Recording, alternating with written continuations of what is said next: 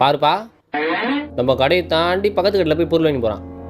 சில்லறம் தேய்ச்சி நம்ம கடைக்கு வருவோம்ல, அப்போ பார்த்துக்கிறேன். The next day.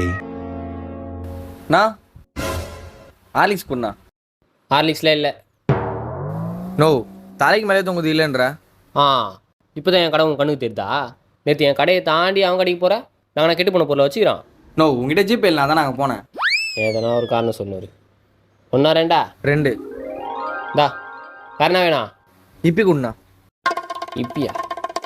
இப்பிலாம் இல்லை, மேகி தான் இது. மேகி வாங்கிக்கோ. நோ, மேகி வேணாண்ணா, இப்பி குண்ணா. தம்பி, மேகி நல்லா இருக்கும்பா, மேகி வாங்கிக்கோ. வேணா, அது வேணாண்ணா, இப்பி தானே வேணும். சரி, காசு கொடு. தெரியல.